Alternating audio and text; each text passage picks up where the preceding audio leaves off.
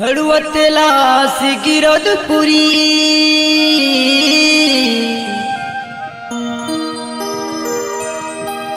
मुक्ति के धाम बन गए। गली गली में बाबा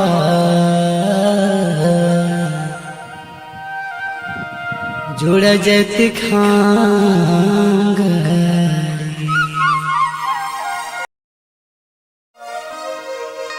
सुन बन हावे गिरदपुरी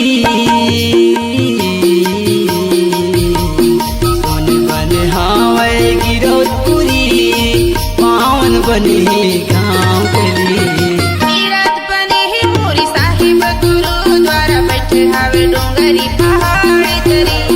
तीरथ बने ही मोरी साहिब गुरुद्वारा बैठे हावे डोंगरी पहाड़ी तरी।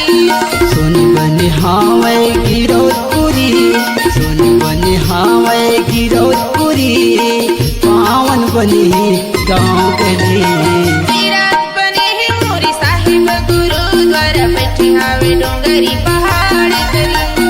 तीरथ बने ही मोरी साहिब गुरुद्वारा बैठे हावे डोंगरी